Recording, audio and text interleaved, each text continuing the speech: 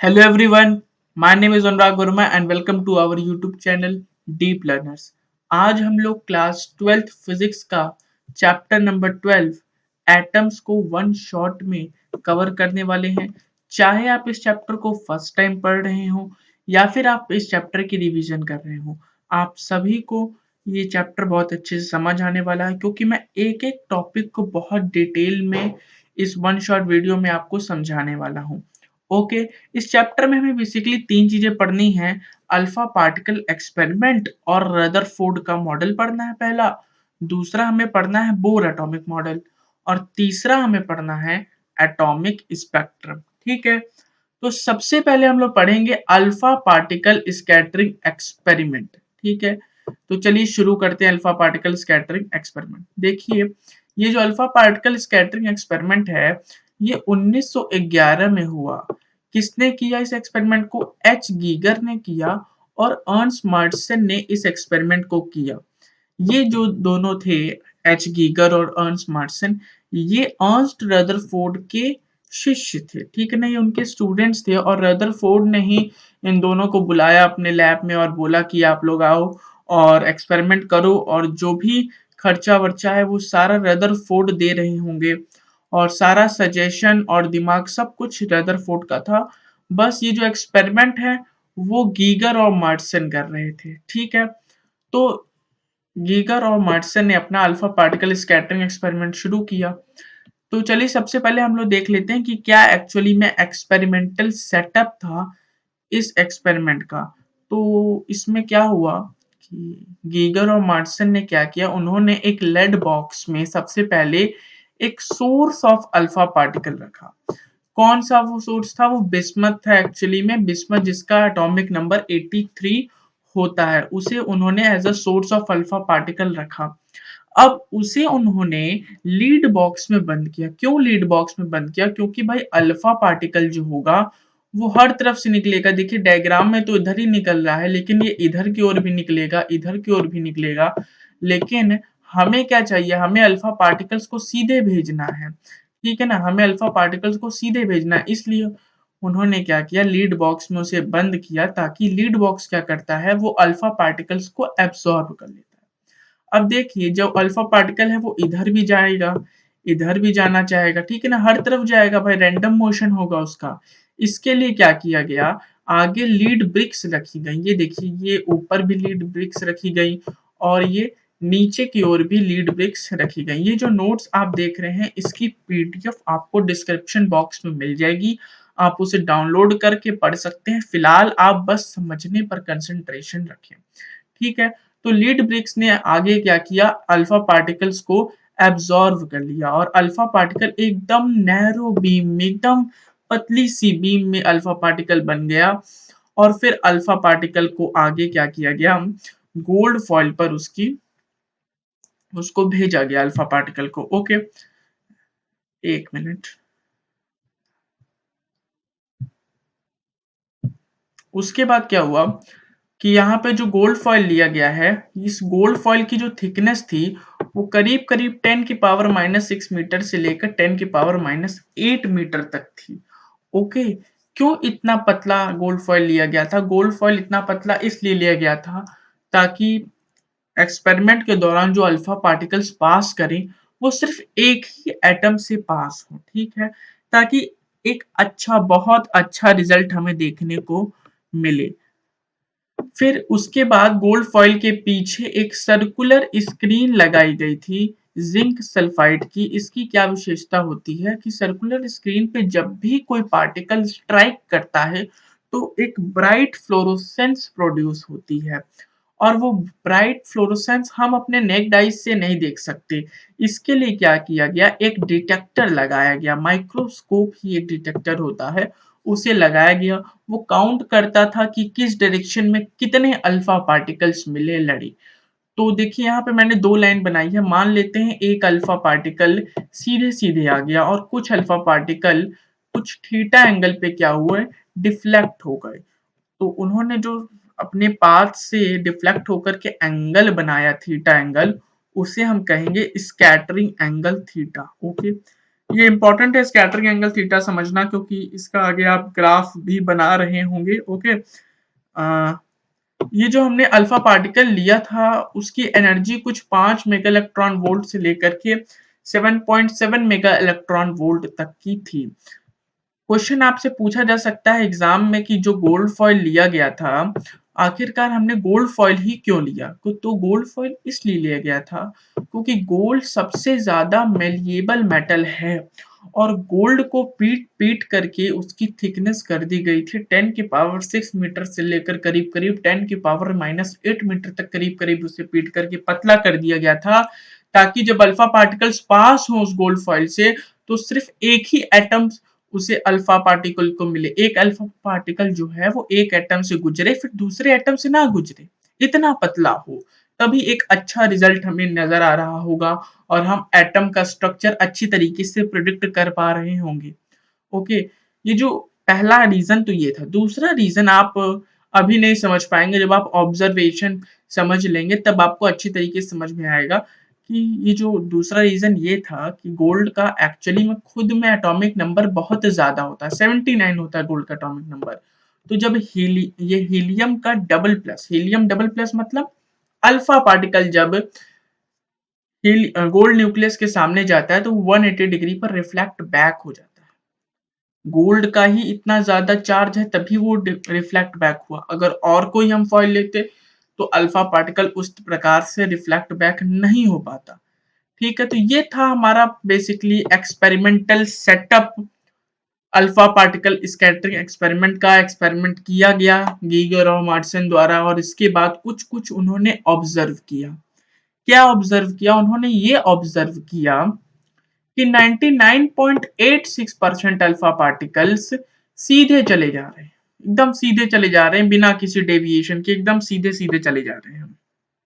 और ये ऑब्जर्व किया गया दूसरी बात कि 0.14% अल्फा पार्टिकल्स 1 डिग्री से ज्यादा एंगल पे रोटेट हो रहे हैं। यहाँ पे थीटा ग्रेटर देन 90 यहाँ पर नहीं होगा, यहाँ पर ही होगा थीटा ग्रेटर देन 90। 1 डिग्री से ज्यादा एंगल पे कुछ 0.14% अल्फा पार्टिकल्स थे जो डेविएट हो जा रहे थे। सोचिए कितना कम नंबर है, 99.86% अल्फा पार्टिकल सीधे सीधे निकल जा रहे हैं और 0.14% अल्फा पार्टिकल 1 डिग्री से ज्यादा एंगल पर डेविएट हो रहे हैं। और देखा गया कि 8000 अल्फा पार्टिकल में से एक अल्फा पार्टिकल 90 डिग्री से ज्यादा एंगल पे डेविएट हो रहा है। ठीक है, और एक बहुत अमेजिंग ऑब्जर्वेशन ये देखी गई कि 1 लाख नहीं, करीब 10 लाख अल्फा पार्टिकल्स को जब भेजा जाता है तो 10 लाख अल्फा पार्टिकल्स में से 180 डिग्री पर एक अल्फा पार्टिकल ही था जो लड़ करके पीछे रिफ्लेक्ट बैक होकर के, रिटर्न बैक होकर के वापस आ जा रहा था at theta is equal to 180 degree. तो ये चार कुछ ऑब्जर्वेशन थे रदरफोर्ड ने जो निकाले इस एक्सपेरिमेंट से। इसके बाद एक उन्होंने ग्राफ बनाया नंबर ऑफ अल्फा पार्टिकल्स और स्कैटरिंग एंगल थीटा। अब देखिए ये ग्राफ आपने बना देख रहे होंगे आप इसे याद कर लीजिए, एक नंबर में पूछा भी जा सकता है। अब आइए इस ग्राफ की थोड़ी सी एनालिसिस की जाए। देखिए यहाँ पे लिखा है 10 की पावर 7, इसका मतलब 1 करोड़ अल्फा पार्टिकल को रिलीज किया गया। जब 1 करोड़ अल्फा पार्टिकल को रिलीज किया गया तो देखिए 180 डिग्री पर कुछ 90 से 100 अल्फा पार्टिकल ही हैं, कुछ 90 से 100 अल्फा पार्टिकल ही हैं जो कि रिटर्न बैक हो जा रहे हैं। बाकी most of the alpha particle तो विदाउट एनी डेविएशन चले जा रहे हैं। ये एक्चुअली में और स्टीप होगा, पहले एकदम ये सीधा जाएगा फिर अचानक से मुड़ेगा। ठीक है, तो ये है ग्राफ। ग्राफ इंपॉर्टेंट है, याद कर लीजिएगा आप। एक नंबर में बहुत छोटे छोटे क्वेश्चन बन सकते हैं और आप अपने सैंपल पेपर में देख भी सकते हैं, जो नया सैंपल पेपर आया है कि कितने एक नंबर वाले क्वेश्चन की वेटेज बढ़ गई है। इसके बाद जो नेक्स्ट हमारा टॉपिक आता है वो आता है number of alpha particle scattered at angle theta में रिलेशन। ठीक है, तो n से हम number of alpha particles scattered denote कर रहे हैं। n इज इक्वल टू होता है kz स्क्वायर अपॉन साइन की पावर 4 थीटा बटे 2। ठीक है, ये फॉर्मूला है। एनसीईआरटी में नहीं गिवन है, आप लर्न कर सकते हैं नॉलेज के लिए, कुछ छोटे-मोटे न्यूमेरिकल आप जेईई लेवल तक के इससे सॉल्व कर सकते हैं। तो यही था हमारा अल्फा पार्टिकल स्कैटरिंग एक्सपेरिमेंट। इस एक्सपेरिमेंट के बेसिस पे रदरफोर्ड ने अपना एक मॉडल दिया और रदरफोर्ड के इस मॉडल को कहा गया न्यूक्लियर मॉडल। क्यों न्यूक्लियर मॉडल कहा गया? क्योंकि यही एक मॉडल था जिसने सबसे पहली बार न्यूक्लियस के बारे में बात करी थी कि न्यूक्लियस होता है, न्यूक्लियस नामक कोई चीज होती है एटम के अंदर। ओके, तो ये पहला मतलब मॉडल था जिसने ऐसी बात करी। अब आइए समझ लेते हैं कि क्या रदरफोर्ड ने अपने मॉडल में कहा। रदरफोर्ड ने कहा अपने मॉडल में कि यार देखो, चूंकि 99.86% अल्फा पार्टिकल सीधे सीधे चले जाते हैं बिना किसी डेविएशन के, इसका मतलब है कि मोस्ट पार्ट ऑफ एटम जो है वो एम्प्टी स्पेस है। बहुत जो 99.86% का जो एटम का हिस्सा है ना यार, वो एक एम्प्टी स्पेस है, वो हॉलो है। एटम मोस्टली अंदर से खोखला है। ये उन्होंने पहली बात कही अपनी मॉडल में। दूसरी बात उन्होंने कही कि चूंकि 0.14% अल्फा पार्टिकल्स थे जो कि 1 डिग्री से ज्यादा एंगल पे डेविएट हो जा रहे थे। सिर्फ कितने कम पार्टिकल, आप खुद से अपना दिमाग लगाओ, लॉजिक लगाओ कि सिर्फ 0.14% अल्फा पार्टिकल ही हैं जो 1 डिग्री से ज्यादा एंगल पर डेविएट हो रहे हैं। इसका मतलब है कि जो पॉजिटिव चार्ज है एटम के अंदर वो बहुत ही ज्यादा कंसंट्रेटेड है, बहुत ही ज्यादा स्मॉल स्पेस, एकदम छोटी सी जगह में वो बैठा हुआ है। और वो जो छोटी सी जगह है जिसमें पॉजिटिव चार्ज पूरा का पूरा एटम का है, उस छोटी सी जगह को रदरफोर्ड ने नाम दिया न्यूक्लियस। यहीं से डिस्कवरी उन्होंने की न्यूक्लियस की। ठीक है ना, एक नंबर के बेसिकली क्वेश्चन बन सकते हैं किसने क्या डिस्कवर किया। तो इस पर यार एक ट्रिक होती है, अगर आपको मालूम हो तो बहुत अच्छा है, नहीं तो मैं बता देता हूँ यार। देखो, ईटा, ईटा मतलब भाई ब्रिक, ईटा पर नाच, ईटा मतलब ब्रिक पर खड़े होके भाई डांस करो, ईटा पर नाच। तो ई फॉर इलेक्ट्रॉन, ठीक है ना, ई से इलेक्ट्रॉन, ई फॉर इलेक्ट्रॉन। ट, ट से भाई थॉमसन, इलेक्ट्रॉन को थॉमसन ने डिस्कवर किया। प से प्रोटॉन, प्रोटॉन को रदरफोर्ड ने डिस्कवर किया। और न से न्यूट्रॉन, न्यूट्रॉन को चैडविक साहब ने डिस्कवर किया। ये एक छोटा सा निमोनिक है, आप इसे ध्यान रखें, आपको अच्छी तरीके से याद रहेगा। तो भाई प्रोटॉन को किसने डिस्कवर किया?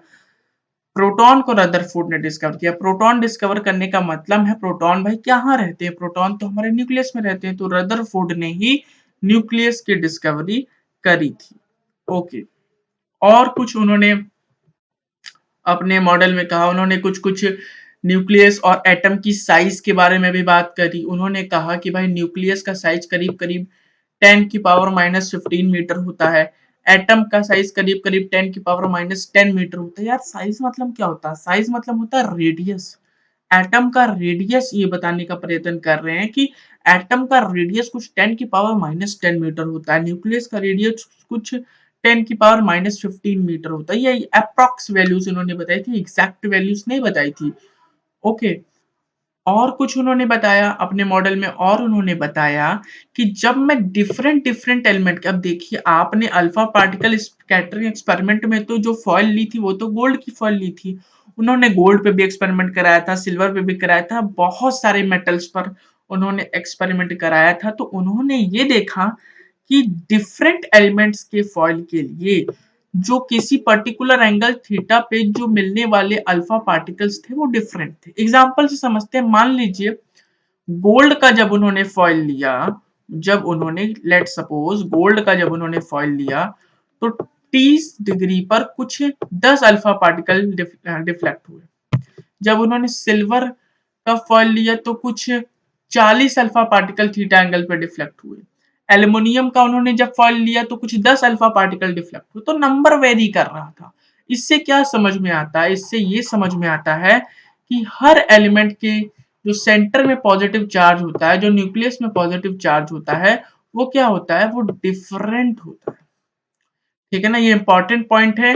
इसको आप कैसे याद कर सकते हैं भाई? वो फॉर्मूला जो मैंने अभी ऊपर आपको बताया था, देखो n इज इक्वल टू के जेड स्क्वेयर अपॉन साइन की power 4 theta by 2 upon sine की पावर 4 साइन की पावर 4 थीटा बाई 2। ये फॉर्मूला अगर आपको याद है तो आपको ये ऑब्जर्वेशन याद रहेगा। देखो number of alpha particle depend कर रहा है जेड पर।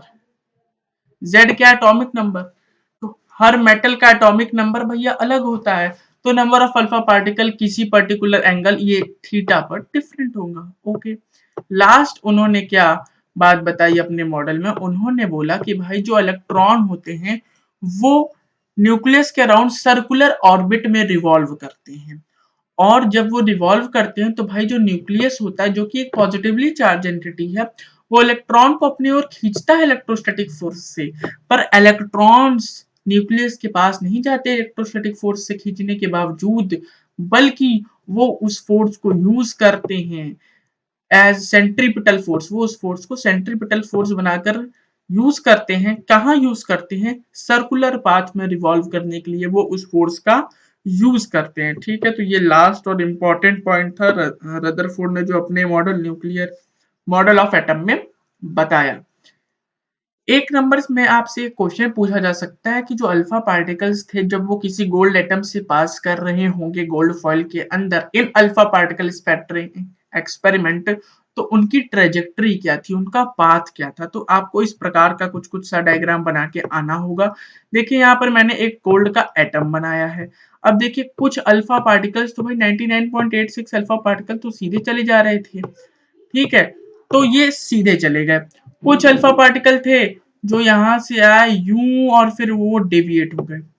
फिर देखिए ये अल्फा पार्टिकल आए, कुछ ये 0.4% थे ना भाई अल्फा पार्टिकल, ये थोड़ा थोड़ा डेविएट हो जा रहे थे। और एक अल्फा पार्टिकल था बेटा जो 180 डिग्री एंगल पर डेविएट हो जा रहा था, अगर मैं 1 करोड़ अल्फा पार्टिकल्स को भेज रहा हूं। ठीक है, ये डिस्टेंस आर नॉट क्या है ये आपको भी नहीं समझ में आएगा। आर नॉट क्या है? आर नॉट इसके जस्ट बाद का टॉपिक है। क्या होता है आर नॉट, आइए चलिए समझते हैं। देखिए आर नॉट मतलब होता है यार, आर नॉट मतलब होता है डिस्टेंस ऑफ क्लोजेस्ट अप्रोच। क्या है पहले तो यार आप लोग समझिए डिस्टेंस ऑफ क्लोजेस्ट अप्रोच क्या होता है। मेरे पेन को बहुत अच्छे से ऑब्जर्व करिएगा। देखिए ये देखिए अल्फा पार्टिकल चला, सीधे चला, सीधे चला, चला चला चला चला चला। अब इलेक्ट्रोस्टैटिक फोर्स ऑफ रिपल्शन की वजह से वो क्या हुआ, रिटर्न बैक हो गया। ये अल्फा पार्टिकल, वो अल्फा पार्टिकल जो बीचों बीच से गया होगा, भाई यहाँ वाला अल्फा पार्टिकल तो यार सीधे सीधे चला गया होगा, लेकिन ये जो बीच से अल्फा पार्टिकल जा रहा होगा वो एकदम यहाँ पास तक नहीं जाएगा, वो थोड़ा दूर से ही पलटी मार लेगा और पीछे की ओर चला जाएगा। तो वो जो डिस्टेंस नहीं चलेगा, ये जो बीच की डिस्टेंस बच गई जो वो नहीं चलता है, उस छोटी सी डिस्टेंस को बेटा कहते हैं हम distance of closest approach. Okay, अब देखिए ये जो अंदर की जो डिस्टेंस होती है, हमने अभी पढ़ा कि भाई एटम का जो रेडियस होता है वो करीब करीब 10⁻⁻10 मीटर होता है। तो सोचिए कितना छोटा होता है एटम। तो एटम के कंपैरिजन में ये जो अल्फा पार्टिकल है जो कि करीब करीब 2 मीटर 3 मीटर दूर से आ रहे हैं, तो 2 मीटर 3 मीटर का डिस्टेंस इस एटम के रिस्पेक्ट में बहुत दूर है।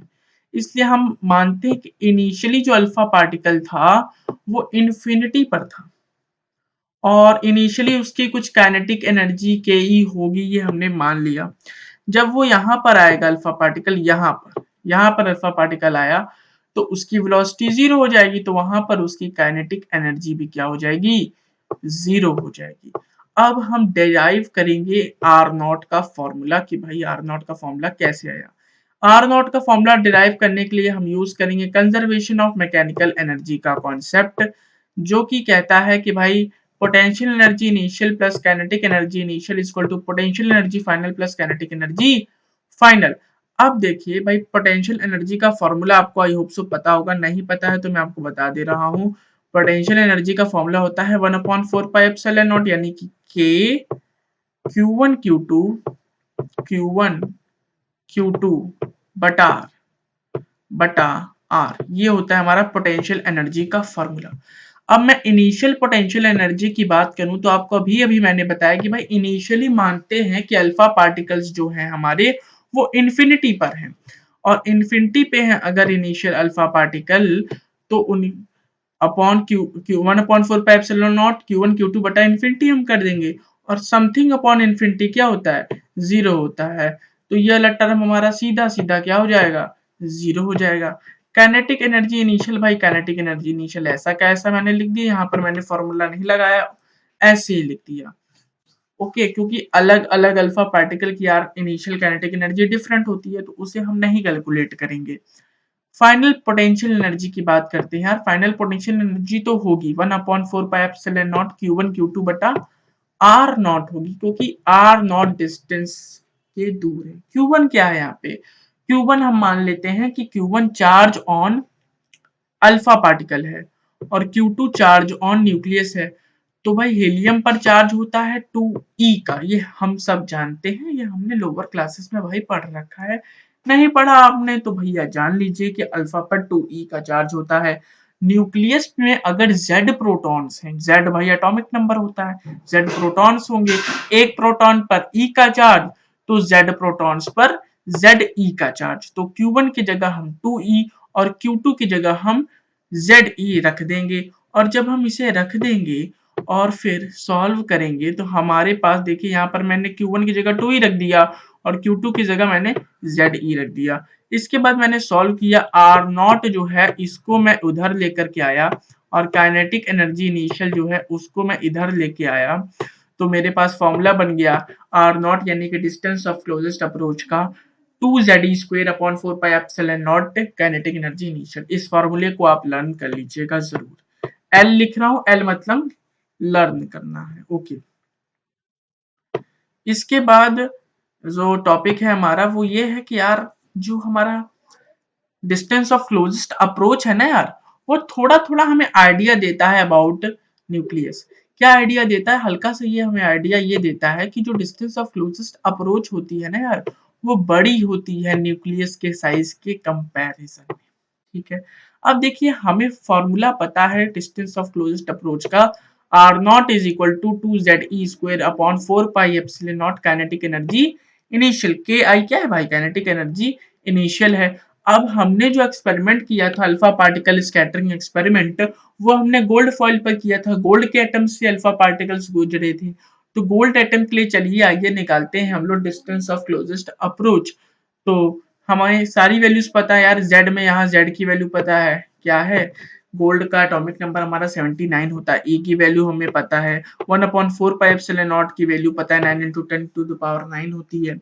और इनिशियल जो काइनेटिक एनर्जी है, भाई मैंने बताया था अल्फा पार्टिकल्स की जो एनर्जी होती है वो करीब करीब 5 मेगा इलेक्ट्रॉन वोल्ट से लेकर के 7.7 मेगा इलेक्ट्रॉन वोल्ट के बीच में होती है। तो यहाँ पर जो हमने अल्फा पार्टिकल लिया था वो मोस्ट एनर्जेटिक अल्फा पार्टिकल था जिसकी एनर्जी थी 7.7 मेगा इलेक्ट्रॉन वोल्ट। इन सभी वैल्यूज को हम जानते हैं, और जब ये चारों वैल्यूज मैंने उठा करके इस फॉर्मूले में पटक दी और मैंने इसे फर्दर सॉल्व किया तो मुझे मिला R naught is equal to 30 into 10 to the power minus 15 metres.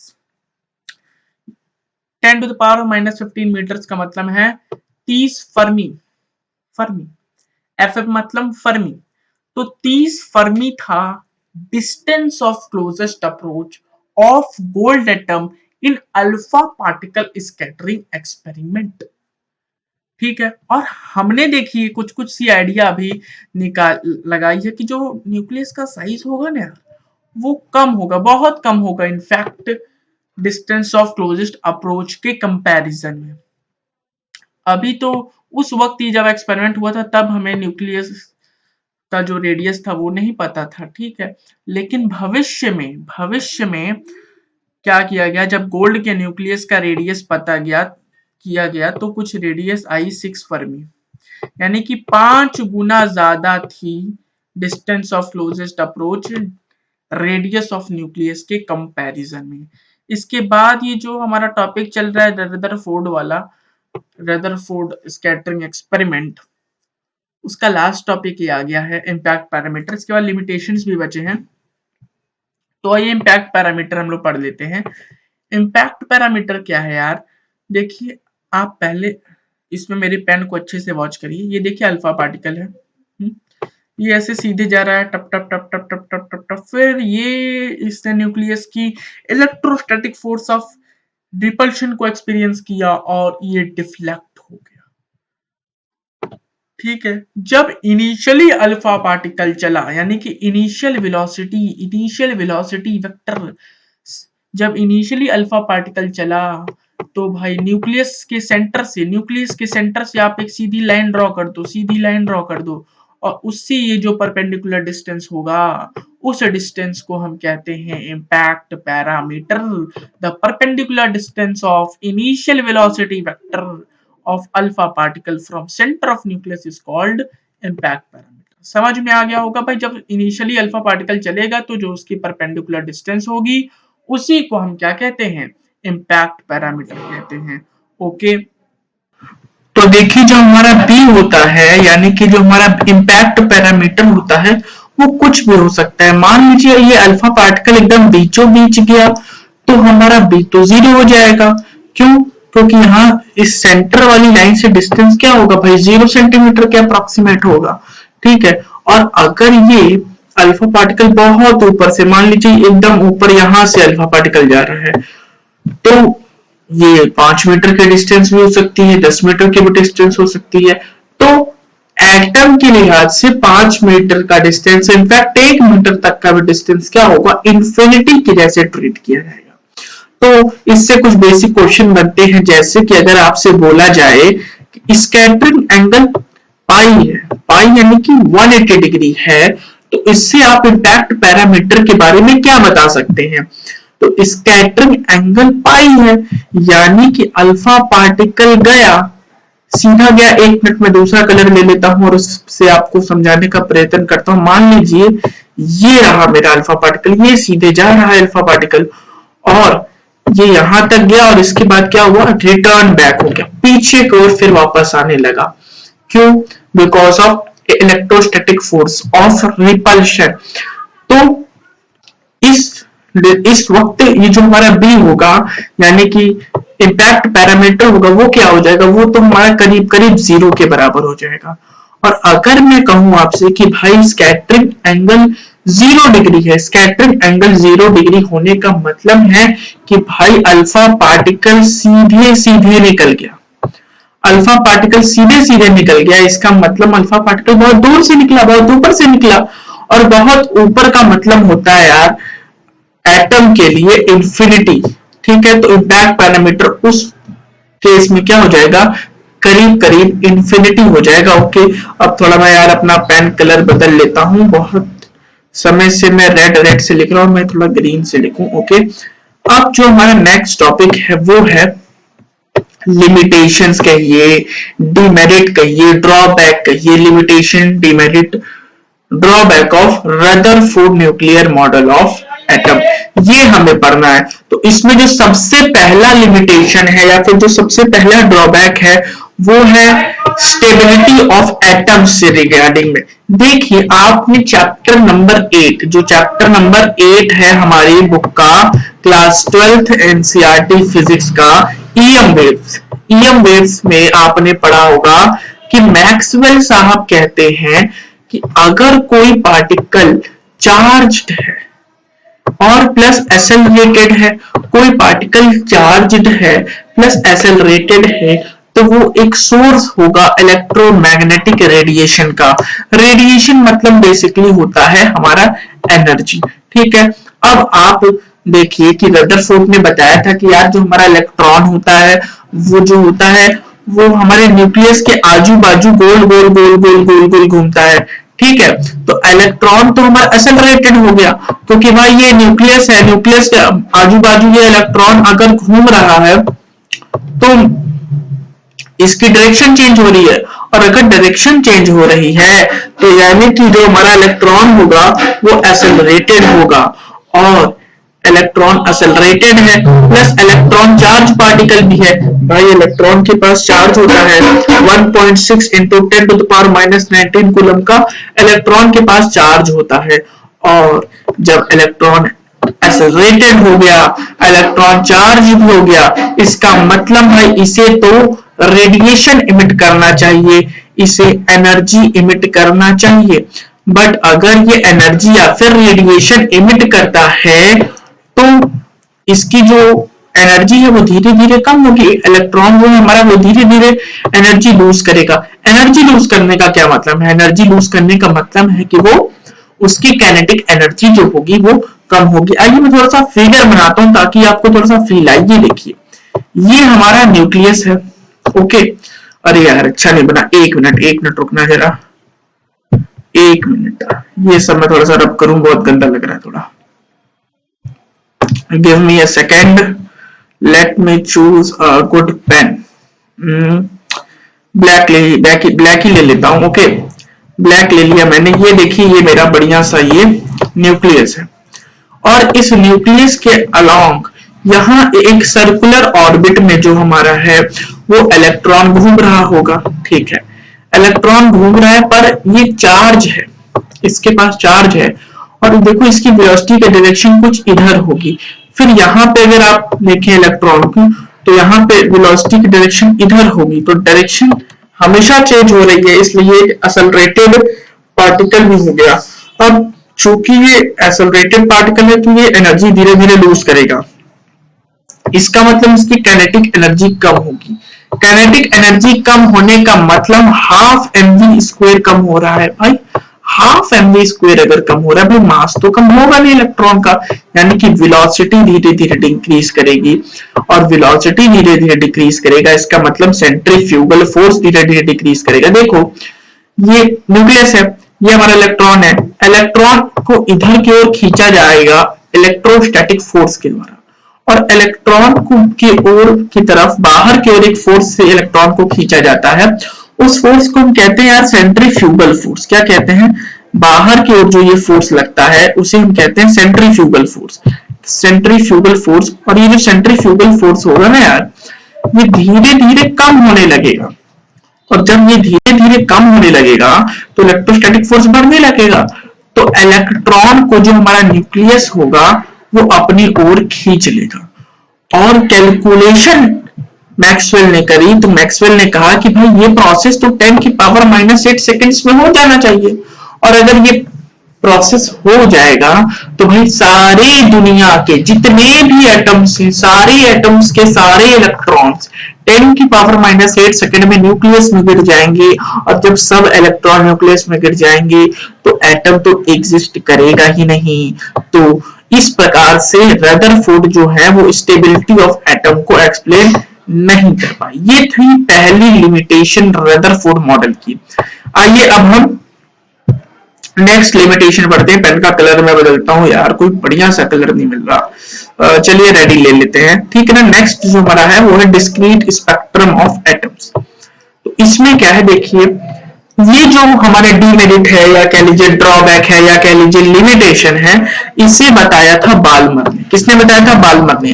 Balmer ने कहा कि अगर मैं किसी कंटेनर में मैं किसी गैस को लेता हूं, गैस के एटम्स या मॉलिक्यूल्स को लेता हूं और उन्हें मैं हीट करता हूं with electrical energy, electrical energy की मदद से अगर मैं उन्हें हीट करता हूं तो वो जो गैस के एटम्स है ना यार, वो रेडिएशन इमिट करते हैं, और इस रेडिएशन का अगर मैं इमिशन स्पेक्ट्रम बनाता हूं तो मुझे यह डिस्क्रीट स्पेक्ट्रम मिलता है।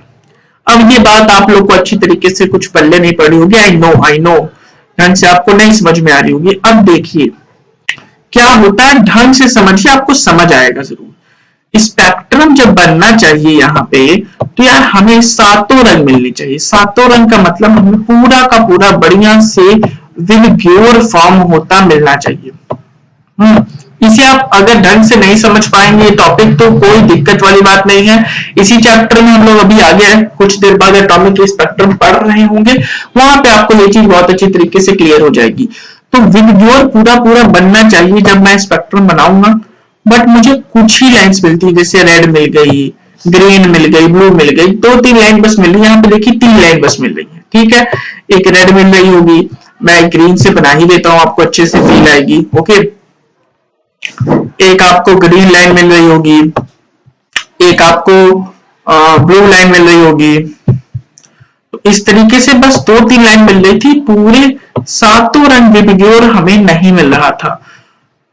और अब आप कहेंगे यार इसका क्या कनेक्शन है भाई रदरफोर्ड के मॉडल से, हमने ऐसा तो कुछ पढ़ा नहीं, सर ने हमें ऐसा तो कुछ पढ़ाया नहीं।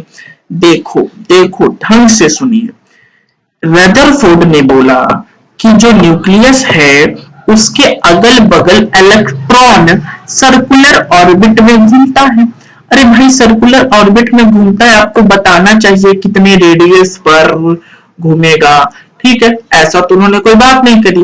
तो लोगों ने मान क्या लिया कि भाई हर रेडियस पे इलेक्ट्रॉन हमारा घूम सकता है, चाहे 1 सेंटीमीटर रेडियस हो, ठीक है ना, 1.1 सेंटीमीटर हो, 1.2 सेंटीमीटर हो, हर रेडियस पर इलेक्ट्रॉन घूम सकता है। भाई इसका क्या कनेक्शन है इस लिमिटेशन से, आइए समझते हैं। देखिए जब गैस के एटम्स को हीट किया गया होगा तो जो लोअर एनर्जी लेवल में यानी सबसे नीचे वाली ऑर्बिट में जो इलेक्ट्रॉन बैठा होगा वो हीट एनर्जी लेकर के एक्साइट होकर के ऊपर के एनर्जी वाले लेवल में भाग गया होगा, टूट गया होगा। और हम ये देखते हैं कि जो इलेक्ट्रॉन्स होते हैं ना यार, वो जब उनमें कम एनर्जी होती है, लो एनर्जी होती है, तो वो स्टेबल होते हैं। बट अगर उन्हीं इलेक्ट्रॉन में हाई एनर्जी है तो वो स्टेबल नहीं होते हैं। इसलिए इलेक्ट्रॉन देखता है जब ऊपर कूद करके आ जाता है, भैया यार यहाँ पर तो मैं बहुत कम स्टेबल हूँ, इसलिए वो क्या करता है, एनर्जी रिलीज करता है, रेडिएशन इमिट करता है और वापस कूद करके आता है। लेकिन कूद कर आता है तो इस बार खाली हाथ नहीं आएगा भाई, रेडिएशन उसे इमिट करनी पड़ेगी। जो एनर्जी उसने खाई थी हीट एनर्जी के फॉर्म में ऊपर कूदने के लिए, वापस आते वक्त उसे उस रेडिएशन को इमिट करना पड़ेगा, या कह सकते हैं उस फोटोन को इमिट करना पड़ेगा जब वो नीचे की ऑर्बिट में आएगा। चलिए मान लेते हैं, हम मान लेते हैं कि जो ऊपर वाला हमारा शेल था उसकी एनर्जी कुछ E2 थी और नीचे वाली शेल की कुछ एनर्जी E1 थी। Okay report. तो जब ये नीचे आएगा तो कितनी एनर्जी रिलीज करेगा, तो भाई वो difference of energy level release करेगा। क्यों, क्योंकि यहाँ पे भाई इस इलेक्ट्रॉन की एनर्जी E2, यहाँ पे E1, तो भाई कितना एनर्जी इसने रिलीज की होगी, E2 माइनस E1 रिलीज करी होगी। भाई एनर्जी को क्या मैं लिख सकता हूँ, hc/λ। ये एक फॉर्मूला होता है भाई, एनर्जी का नहीं मालूम तो आप लोग जान लीजिए, E is equal to hc/λ होता है। देखिए मैंने यहाँ पे लिखा भी है कि रदरफोर्ड ने कहा था भाई इलेक्ट्रॉन सर्कुलर ऑर्बिट में मूव कर सकते हैं, यानी कि सर्कुलर ऑर्बिट में मूव कर सकते हैं, यानी कि हर ऑर्बिट में मूव कर सकते हैं। और अगर इलेक्ट्रॉन हर ऑर्बिट में मूव कर सकता है तो उसकी इलेक्ट्रॉन के पास हर प्रकार की एनर्जी हो सकती है, इलेक्ट्रॉन हर प्रकार की एनर्जी अपने अंदर रख सकता है। और अगर इलेक्ट्रॉन हर प्रकार की एनर्जी अपने अंदर रख सकता है तो लैम्डा को उधर भेजो, E2 माइनस E1 को उधर भेजो, E2 माइनस E1 की हर वैल्यू हमें मिल सकती है। तो क्या लैम्डा की भी हर वैल्यू हमें मिल सकती है, बिल्कुल मिल सकती है। और जब मुझे लैम्डा की हर वैल्यू मिलेगी तो मुझे हर वेवलेंथ का, लैम्डा में किसका सिंबल है, वेवलेंथ का, मुझे हर वेवलेंथ की रेडिएशन मिलनी चाहिए जब मैं उसका इमिशन स्पेक्ट्रम बनाऊंगा। पर ऐसा होता नहीं है, हर वेवलेंथ मिलना मतलब पूरा का पूरा मुझे विबग्योर मिलना चाहिए, लेकिन विबग्योर पूरा का पूरा मिलता नहीं है।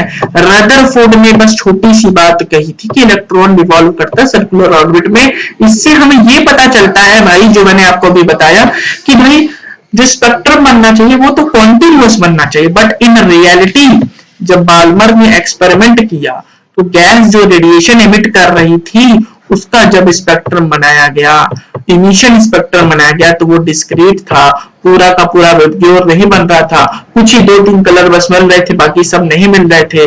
Containing radiation of certain wavelength only, ठीक है ना, बस कुछ ही वेवलेंथ की रेडिएशन हमें दिख रही थी, सारी वेवलेंथ की रेडिएशन हमें नहीं दिख रही थी। तो ये एक लिमिटेशन था कि रदरफोर्ड का मॉडल डायरेक्टली नहीं इनडायरेक्टली कह रहा था चीख के कि भाई एटम का स्पेक्ट्रम कॉन्टिन्यूअस होता है, but in reality it is discrete. बहुत अच्छे से मैंने आपको प्रयत्न किया समझाने का, लिमिटेशंस ऑफ रदरफोर्ड मॉडल। ठीक है, अब हम लोग पढ़ेंगे बोर एटॉमिक मॉडल। लेकिन यार बोर एटॉमिक मॉडल को पढ़ने से पहले कुछ एक बेसिक टर्म मैं आपको समझाना चाहूंगा, दैट इज एंगुलर मोमेंटम। ये क्लास 11th में रोटेशनल मोशन चैप्टर में आप पढ़ चुके होंगे, बस हल्का सा यार रिकॉल करा रहा हूं। आता है तो बहुत बढ़िया, नहीं आता है तो सीख जाओ। एंगुलर मोमेंटम को एल वेक्टर से डिनोट करते हैं। मान लीजिए यहाँ पर मेरे पास ये न्यूक्लियस है, रेडियस r पे यहाँ पे कोई इलेक्ट्रॉन है जो कि घूम रहा है। इस इलेक्ट्रॉन की कुछ वेलोसिटी होगी ना भाई, वेलोसिटी मैंने मान ली v होगी। ठीक है, तो एंगुलर मोमेंटम क्या होता है, क्रॉस प्रोडक्ट होता है रेडियस और लीनियर मोमेंटम का। और जो लीनियर मोमेंटम होगा वो क्या होगा, mv होगा। तो p की जगह मैंने लिख दिया mv, लिख दिया। Okay, r into mv vector. अब भाई m तो हमारा स्केलर क्वांटिटी है, तो m मैंने अलग कर लिया, r vector cross v vector. ठीक है, r vector cross v vector को हम क्रॉस प्रोडक्ट रूल से ओपन कर रहा हूं मैं, तो ये बन जाएगा M V R sine theta. और थीटा यहाँ पर आप देख रहे हैं आर और वी के बीच का एंगल यार 90 डिग्री है, और 90 डिग्री इसलिए मैंने लिख दिया साइन 90। और साइन 90 की वैल्यू होती है 1, ये हम सभी ने क्लास 10th में पढ़ रखा है। तो यहां से हमें मिल गया L is equal to M V R. Angular momentum electron का क्या होगा, एम वी आर होगा। अभी तक ये आपको रिजल्ट रट जाना चाहिए, क्योंकि आगे बहुत अच्छी तरीके से इसे मैं यूज करने वाला हूं। तो चलिए, एक टॉपिक हमारा फिनिश हो गया है। अब हम लोग पढ़ेंगे बोर एटॉमिक मॉडल। ओके, ये जो बोर एटॉमिक मॉडल है ना यार, इसे सिंगल इलेक्ट्रॉन स्पीशीज के लिए ही बस बनाया गया। बोर ने बनाया, नील बोर ने, यानी कि हाइड्रोजन के बारे में ये बात करता है ये मॉडल, हीलियम प्लस के बारे में बात करता है ये मॉडल, लिथियम डबल प्लस के बारे में बात करता है ये मॉडल। ठीक है ना, देखिए सब में एक एक इलेक्ट्रॉन है, आप गिन लो भाई। और बेरिलियम ट्रिपल प्लस के बारे में बात करता है ये मॉडल। इसके अलावा और किसी के बारे में ये बात नहीं करता है। ठीक है ना, इसके बाद बोरॉन 4 इलेक्ट्रॉन्स नहीं निकालता है। बेसिकली ये यही 4 स्पीशीज के बारे में ही बात कर पाता है हमारा बोर एटॉमिक मॉडल। तो क्या हुआ यार, बोर ने कुछ नई चीज नहीं बताई। बोर ने क्या किया, सिंपली रदरफोर्ड के पुराने मॉडल को ही थोड़ा सा मॉडिफाई करके पेश कर दिया, बस थोड़ा सा मॉडिफाई किया और पेश किया। बोर ने कुछ कुछ से पोस्टुलेट्स दे रखे, आइए एक एक पोस्टुलेट को हम पढ़ लेते हैं। बोर पोस्टुलेट, पहला पोस्टुलेट क्या है, पहला पोस्टुलेट कहता है कि जो इलेक्ट्रॉन होता है किसी एटम के अंदर, जो हमारे इलेक्ट्रॉन होते हैं वो कुछ ही ऑर्बिट्स में बस रिवॉल्व कर सकते हैं, कुछ ही स्टेबल ऑर्बिट्स में रिवॉल्व कर सकते हैं, जिनकी एनर्जी होती है फिक्स, जिसकी एनर्जी फिक्स होती है। और ये जो ऑर्बिट्स है, ऑर्बिट्स कह कह कर यार वो बोर हो गए, तो उन्होंने कहा यार ऑर्बिट्स ऑर्बिट्स सब कह रहे हैं, मैं कुछ और नाम रखता हूं। उन्होंने बोला ऑर्बिट्स को आज से हम लोग एनर्जी लेवल भी पुकारेंगे, ऑर्बिट्स को हम स्टेशनरी स्टेट्स भी पुकारेंगे। तो आगे की बची हुई वीडियो में मैं ऑर्बिट्स बोलूं, एनर्जी लेवल बोलूं, स्टेशनरी स्टेट्स बोलूं, तीनों का एक ही मतलब है। ऑर्बिट्स बोलूं या एनर्जी लेवल बोलूं या स्टेशनरी स्टेट्स बोलूं, तीनों में हमारे इलेक्ट्रॉन्स क्या करते हैं, रिवॉल्व करते हैं। ये तीनों एक ही चिड़िया के नाम है। ओके, अब पहला पोस्टुलेट क्या कहना चाह रहा है, मैं दोबारा से आपको समझाता हूं कि जो हमारा एटम में होता है, एटम में जो हमारे इलेक्ट्रॉन्स होते हैं वो कुछ ही एनर्जी लेवल में रिवॉल्व करते हैं, हर एनर्जी लेवल में रिवॉल्व नहीं करते हैं, कुछ ही एनर्जी लेवल में रिवॉल्व करते हैं, जैसे कि के एल एम एन, ये सब आपने सुना हुआ क्लास 9th में।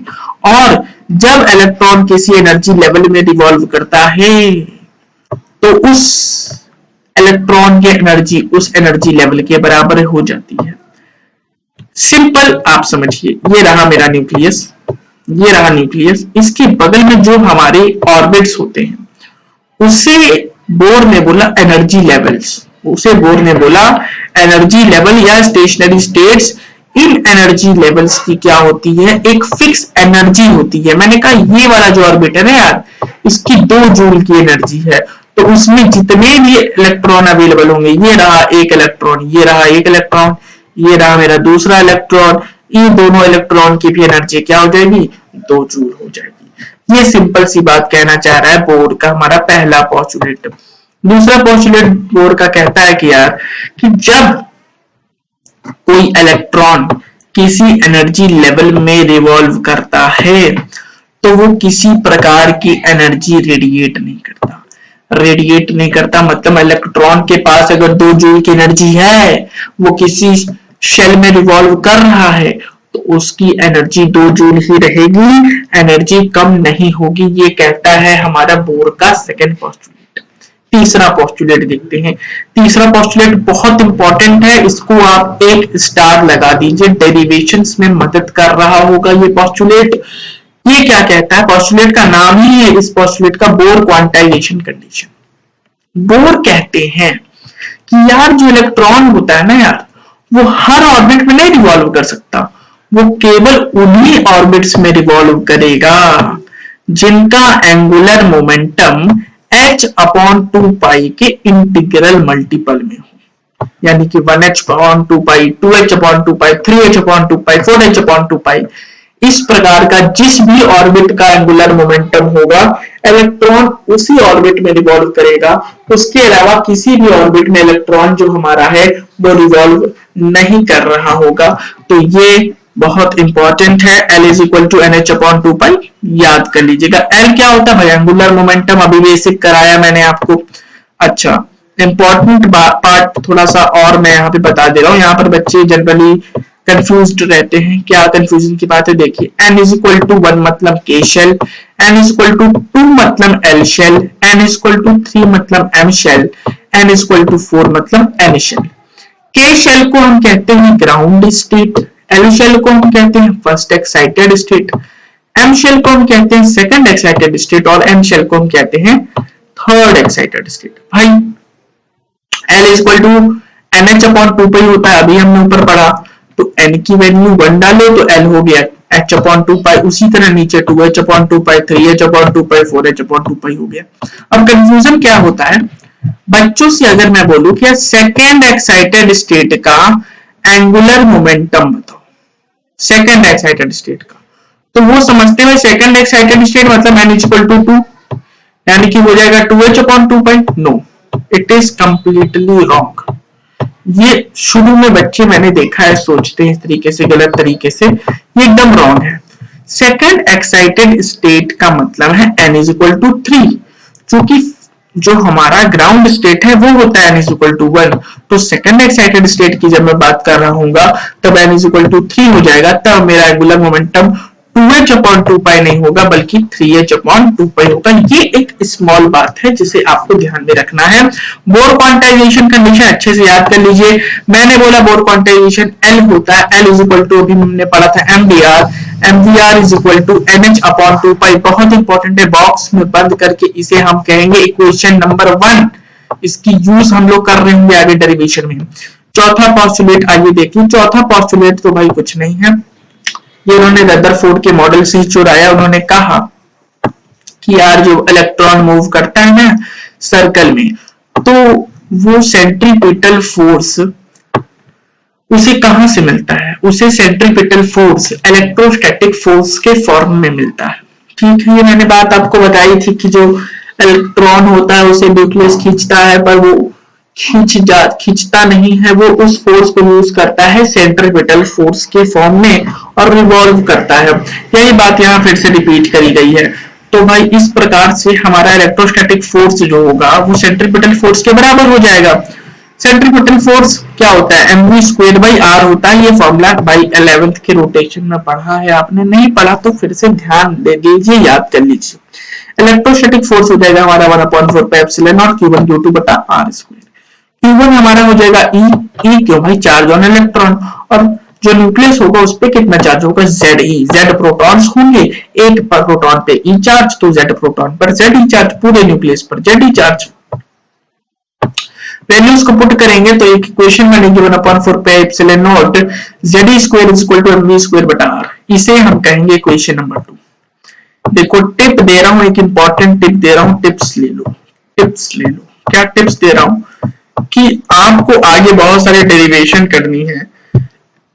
इसमें हम 2 इक्वेशन मैंने बना दी है, इसी से डेरिवेशन होगी। पहली इक्वेशन कौन सी है? बोर क्वांटाइजेशन कंडीशन वाली है। और दूसरी इक्वेशन है electric force is equal to centripetal force वाली। ये जो दो बातें बोलो अच्छे से याद कर लेना, और इसलिए मैंने दोनों को भाई डब्बे में बंद करके बढ़िया इक्वेशन नंबर कर दिया है। अब देखिए रेडियस ऑफ nth शेल मतलब nवें शेल का रेडियस का डेरिवेशन हम लोग करने जा रहे हैं। भाई पहली इक्वेशन मैंने बताई कौन सी, बोर क्वांटाइजेशन कंडीशन वाली, दूसरी इक्वेशन ऊपर वाली electric force equal to centripetal force वाली। दोनों इक्वेशन को हम लेंगे, पहली इक्वेशन का स्क्वायर करेंगे, पहली इक्वेशन का स्क्वायर करेंगे और दूसरी इक्वेशन से डिवाइड करेंगे। भाई एम वी आर है, स्क्वायर कर दिया क्या हो गया, M square V square R square हो गया, इधर भी स्क्वायर कर दिया तो N square H square upon 4 pi square हो गया। और नीचे इस वाले टर्म को मैंने इधर लिखा, क्यों ये भी याद रखिएगा आप, क्योंकि एम वाले के नीचे एम वाला रखेंगे ताकि कुछ कट पिट जाए। और ये वाला टर्म इस साइड राइट हैंड साइड लिखेंगे, इसके बाद अपना सॉल्व करेंगे तो कट पिट करके रेडियस का हमारा ये फॉर्मूला हो जाएगा। देखो ये रेडियस वाला भी फॉर्मूला आपको लर्न करना पड़ेगा, ठीक है ना। अभी दो फॉर्मूले बताऊंगी, दो फॉर्मूले याद कर लीजिए, इसके बाद आपको और कुछ याद करने की आवश्यकता नहीं है। तो ये रेडियस का फॉर्मूला याद करना पड़ेगा, N square H square epsilon naught upon pi M Z square. Please learn, एक फॉर्मूलों की लिस्ट अवश्य बनाएं, फॉर्मूला नोट्स अपने जरूर बनाएं A4 शीट में और उसे बार बार पढ़ें, ठीक है। अब देखिए ये जो हमारा ऊपर का एक्सप्रेशन है जो अभी हमने निकाला रेडियस का, इसमें कुछ कांस्टेंट है, h square epsilon naught pi m e square, इन सबको मैंने अलग ब्रैकेट में कर दिया। भाई एन वेरी कर सकता है, दूसरे शेल का रेडियस, तीसरे शेल का रेडियस, चौथे शेल का रेडियस एन वेरी कर सकता है। भाई अलग अलग मेटल्स वेरी कर सकते हैं तो जेड वेरी कर सकता है, तो जो वेरी कर सकता है उसे मैंने अलग लिख लिया और बाकी बचे हुए मामले को मैंने अलग लिख दिया। तो जो बाकी बची हुई चीज है Planck's constant epsilon naught pi m e, इन सब की वैल्यू हम जानते हैं। जब इन सब की वैल्यू मैं रखूंगा तो मेरे पास आएगा formula R equal to 0.529 n square बटा z। ये वाला फॉर्मूला भी आपको लर्न करना पड़ेगा। इसके बाद velocity of electron in nth shell हम निकालेंगे। सेम भाई बोर क्वांटाइजेशन कंडीशन मैंने बताया ना यार, पहली इक्वेशन आपको ये याद रखनी पड़ेगी, mvr equal to nh upon 2 पाई। रेडियस अभी हमने निकाला, रेडियस जो निकाला मैंने बोला याद कर लो, याद होगा आपको अगर तो आप यहाँ पर उठाकर पटक देंगे, रेडियस की वैल्यू उठा के पटक देंगे, v इधर बाकी सब उधर ले जाओ, सॉल्व करो, कुछ कटेगा पिटेगा और आएगा v equal to Z square upon 2nh epsilon naught. इसे भी याद कर लो बस, इसके बाद और कुछ नहीं याद करने को बोलूंगा यार, इसके बाद दो तीन बोलूंगा फटाफट आप ऐसे ही कर लोगे। ये इंपॉर्टेंट है यार, वेलोसिटी का भी आपको एक्सप्रेशन याद करना पड़ेगा, एक वेलोसिटी का याद कर लेना और एक रेडियस का जरूर याद कर लेना, बहुत ही काम पड़ रहा होगा। इसमें भी यार कांस्टेंट्स को हम अलग कर लेंगे, ई को अलग कर लेंगे, एच को अलग कर लेंगे, एप्सिलॉन नॉट को अलग कर लेंगे, सबकी वैल्यू हमें पता है भाई, ए की वैल्यू पता है यार तुम्हें 1.6 इंटू 10⁻⁻19 कूलम, और बाकी सबकी भी इसी तरह आपको पता है, सबकी वैल्यूज डालेंगे आपके पास आ जाएगा v equal to 2.18 into 10⁻6 z by N metre पर सेकेंड, ठीक है। तो ये वेलोसिटी का ये वाला भी फॉर्मूला लर्न कर लीजिएगा प्लीज। इसके बाद यार हम निकालेंगे energy of electron in nth shell. अब भाई एनर्जी कई प्रकार की हो सकती है, काइनेटिक एनर्जी हो सकती है, पोटेंशियल एनर्जी हो सकती है। अब मैंने बोला था ना यार आपको कि यार दो चीजें बस बोलूंगा याद करने के लिए, वो दो चीजें आपने याद कर ली तो आपका काम बन जाएगा। तो दो चीजें आप याद कर लो, रेडियस याद कर लो, वेलोसिटी याद कर लो और बाकी सब आप कर लोगे। तो अगर आपने रेडियस याद कर लिया, वेलोसिटी याद कर लिया तो आपके बल्ले बल्ले। देखो काइनेटिक एनर्जी होता है half M V square, v का मैंने बोला याद करने को, v की वैल्यू ला करके यहाँ पे पटक देंगे, काइनेटिक एनर्जी डिराइव कर देंगे। एग्जाम में पूछेगा वहीं हाथों हाथ डिराइव कर देंगे, फॉर्मूला बेस्ड क्वेश्चन इसके नहीं आएंगे, ये आपने डिराइव कर दिया। उसी तरह पोटेंशियल एनर्जी आपसे अगर पूछा जाए तो पोटेंशियल एनर्जी होती है 1/4 पाई एप्सिलॉन नॉट Q1 Q2 बटा R, ये फॉर्मूला अभी मैंने आपको बताया। ये क्या है भाई, Q1 क्या है, चार्ज ऑन इलेक्ट्रॉन, तो इलेक्ट्रॉन पे माइनस ई का चार्ज होता है, नेगेटिव चार्ज, यहाँ पे साइन के साथ रखना पड़ता है हमें, ये ध्यान रखिएगा आप लोग। और Q2 में हम क्या रखेंगे, चार्ज ऑन न्यूक्लियस, तो न्यूक्लियस पे चार्ज कितना होगा, Z ही होगा। और मैंने बोला यार कि रेडियस का एक्सप्रेशन याद कर लो, बस दो एक्सप्रेशन याद करने हैं, रेडियस का आप यहाँ पर रख देंगे जो अभी हमने याद किया था, सॉल्व करेंगे हमें u भी मिल जाएगा, ओके। इसके बाद हम टोटल एनर्जी निकालेंगे। हमें टोटल एनर्जी क्या होती है? Kinetic energy plus potential energy. Kinetic energy plus potential energy, ये हमने डिराइव किया था काइनेटिक एनर्जी के लिए और ये हमने डिराइव किया पोटेंशियल एनर्जी के लिए।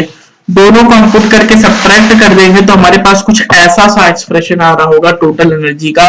इसे भी याद करने की जरूरत नहीं है यार, 3 डेरिवेशन ऐसे करा दी जिसे आपको मैंने बोला यार याद करने की जरूरत नहीं है, लेकिन ये रिलेशन याद कर लेना भाई, छोटा सा रिलेशन है, इतना तो याद ही कर लोगे तुम लोग। Total energy equal to potential energy बटा दो equal to minus of kinetic energy. आपको एग्जाम में एक चीज दे दी जाएगी, बाकी बची हुई 2 चीज पूछ ली जाएगी। एक नंबर में ऐसे क्वेश्चन हर साल पूछे जा रहे हैं, हर साल पूछे जा रहे हैं सीबीएसई में। इसको अच्छे से ध्यान से देख लीजिएगा और इसे डब्बे में बंद कर लीजिए, अपने फॉर्मूला नोट्स में लिख लीजिएगा। आई होप से यहाँ तक जो भी मैंने आपको पढ़ाया आपको अच्छे से समझ में आ रहा होगा। आइए चलिए आगे बढ़ जाते हैं। जो हमने टोटल एनर्जी का एक्सप्रेशन अभी निकाला था उसी पे थोड़ा सा वर्क कर रहे हैं हम लोग। ये था हमारा टोटल एनर्जी का एक्सप्रेशन। इसमें से भी कुछ हम लोग कांस्टेंट टर्म्स को अलग कर लेंगे। ये कांस्टेंट अलग हो गया, Z square upon N square अलग हो गया। इसकी वैल्यूज हम रख देंगे तो यार टोटल एनर्जी का फॉर्मूला बन जाएगा -13.6 Z square upon N square. ये वाला फॉर्मूला यार लर्न करना पड़ेगा, ये याद करना पड़ेगा। तो टोटल एनर्जी आपको निकालनी आ गई, ये वाला फॉर्मूला लर्न कर लोगे आप लोग। इसे लर्न कर लोगे तो आप पोटेंशियल एनर्जी भी निकाल लोगे और काइनेटिक एनर्जी भी निकाल लोगे। ठीक है, तो ये हो गया, इंपॉर्टेंट था, प्लीज याद कर लीजिएगा ये वाला फॉर्मूला। इलेक्ट्रॉन वोल्ट यूनिट होगी हमारी एनर्जी की। अब सुनिए, इंपॉर्टेंट पार्ट है ये, देखिए ये मेरा न्यूक्लियस है, ठीक है। न्यूक्लियस के आजू बाजू क्या होती है भाई? हमारी ऑर्बिट्स होती हैं, जिसमें हमारा इलेक्ट्रॉन क्या होता है? रिवॉल्व कर रहा होता है। 2 ऑर्बिट बना देता हूं, अच्छी तरीके से आपको समझ आ रहा होगा। Give me 2 seconds. ओके, थोड़ा टेढ़ा मेरा बनाया है डायग्राम के लिए, माफ करिएगा, परंतु आपको इसी से काम चलाना पड़ेगा, सॉरी। देखिए, जब एक इलेक्ट्रॉन किसी लोअर एनर्जी लेवल मतलब निचली एनर्जी लेवल पे रिवॉल्व कर रहा है, तो अगर ये ऊपर कूद के जाता है, अगर ये ऊपर कूद कर जाता है तो ये एनर्जी अब्सॉर्व करेगा। किसके फॉर्म में ऑब्जर्व करता है? ये फोटोन एक्चुअली में ऑब्जर्व करता है और जंप कर जाता है ऊपर वाली एनर्जी लेवल में। मतलब आपको क्या समझ में आना चाहिए कि जब भी कोई इलेक्ट्रॉन एनर्जी लेगा तो वो कूद कर ऊपर चला जाएगा। ओके, और ये जो एनर्जी ऑब्जर्व करेगा वो दोनों एनर्जी लेवल के डिफरेंस के बराबर होगा। मतलब सिंपल सा, इसकी एनर्जी अगर 2 जूल है, इसकी एनर्जी 3 जूल है इस एनर्जी लेवल की, यानी कि वो 1 जूल एनर्जी लेकर ऊपर गया होगा। तो ये वाला फॉर्मूला आप ध्यान में रखिएगा कि एनर्जी कितना वो लिया होगा, En2 माइनस En1। एन क्या है भाई? सिंपल शेल नंबर यहां पर हम लिख रहे होंगे। ओके, उसी तरह दूसरी बात इंपॉर्टेंट है कि जब एक इलेक्ट्रॉन हायर एनर्जी लेवल से लोअर एनर्जी लेवल में आएगा तो वो एनर्जी रेडिएट करेगा, वो एनर्जी निकालेगा, और जो वो एनर्जी रेडिएट करेगा वो होगी En2 माइनस En1 के बराबर। इंपॉर्टेंट है, फिर से आप डायग्राम से समझ लीजिए। ये रहा मेरा न्यूक्लियस, ये रही मेरी ऑर्बिट्स, ये रही मेरी ऑर्बिट्स। ओके, मान लीजिए इलेक्ट्रॉन कहीं यहां था इलेक्ट्रॉन, इसकी एनर्जी थी 5 इलेक्ट्रॉन वोल्ट, ठीक, यहां पर 5 इलेक्ट्रॉन वोल्ट। इस एनर्जी लेवल की एनर्जी है भाई 3 इलेक्ट्रॉन वोल्ट की, तो ये 2 इलेक्ट्रॉन वोल्ट का एनर्जी रिलीज कर रहा होगा, तभी वो नीचे आएगा। तो delta is equal to En2 minus En1 हो जाएगा। ये फॉर्मूला आप लोग अच्छी तरीके से ध्यान में रख लीजिएगा। ओके ओके, तो जो नेक्स्ट हमारा टॉपिक है वो है ड्रॉबैक्स ऑफ बोर मॉडल। जिस प्रकार से हमने रदरफोर्ड ने जो मॉडल दिया था उसके ड्रॉबैक्स को हमने स्टडी किया, उसी तरह अब हम बोर मॉडल के ड्रॉबैक्स को स्टडी कर रहे होंगे। तो देखिए, सबसे पहले मैंने एकदम शुरू में जब मैं आपको पढ़ा रहा था बोर मॉडल, तो मैंने बताया था कि जो बोर मॉडल है वो सिंगल इलेक्ट्रॉन स्पीशीज के लिए वैलिड है। तो सबसे पहला ड्रॉबैक तो यही हुआ कि ये जो मॉडल है ये सिर्फ हाइड्रोजन एटम और हाइड्रोजन जैसे एटम के लिए एप्लीकेबल है। जैसे हाइड्रोजन जैसे का मतलब He plus, Li double plus, beryllium triple plus, इन जैसे एटम्स पर ही बस ये बोर मॉडल एप्लीकेबल है, सिंगल इलेक्ट्रॉन स्पीशीज के लिए बस ये एप्लीकेबल है। ठीक है, ये सबसे बड़ा डीमेरिट है किसका, बोर मॉडल का। दूसरा डीमेरिट देखिए, it could not explain spectra of multi electron was not taken into consideration। अब देखिए, बोर मॉडल ने जो हमें स्पेक्ट्रम का एक्सप्लेनेशन दिया था, वो उन्होंने दिया आ, सिर्फ सिंगल इलेक्ट्रॉन स्पीशीज के स्पेक्ट्रम का एक्सप्लेनेशन दिया। कैसे एक्सप्लेनेशन दिया, आइए उसे मैं एक बार डिटेल में समझा दूं, अगर आपने अभी तक नहीं समझा। देखिए, ये रहा मेरा न्यूक्लियस, ये रहा मेरा न्यूक्लियस, इसके बगल में ये रहा मेरे ऑर्बिट्स, दो ऑर्बिट बनाऊंगा मैं, ज्यादा ऑर्बिट्स नहीं बना रहा हूँ। ये रही मेरी, देखिए, दूसरी ऑर्बिट। ओके, अब इस ऑर्बिट में मेरा एक इलेक्ट्रॉन है जिसने कुछ एनर्जी ली और कूद कर ऊपर चला गया। ठीक है, लेकिन जब ये ऊपर गया तो इसने देखा भाई कि मैं तो ऊपर स्टेबल नहीं हूं, इसलिए ये फिर वापस नीचे कूद करके आ गया। और जब ये कूद कर नीचे आया तो इसने एक एनर्जी रिलीज की जिसे मैंने कहा ई एनर्जी। ये जो ई एनर्जी होगी वो दोनों के एनर्जी लेवल के डिफरेंस के बराबर होगी। ये बात हम ऊपर पढ़ चुके हैं। क्या होगा ये E2 माइनस E1 के बराबर होगा। ओके, एकदम अच्छी तरीके से आपको डिटेल में क्लियर हो जाएगा। मैंने कहा था पीछे भी कि ई को मैं लिख सकता हूं एच सी बाई लैम्डा, तो लिख चलिए, मैं ई को मैंने लिख दिया H C by lambda. Okay, H C by lambda is equal to E two minus E1, E2 minus E1। अब देखिए, मैं लैम्डा को ऊपर भेजता हूं, E2 माइनस E1 को मैं नीचे ले आऊंगा।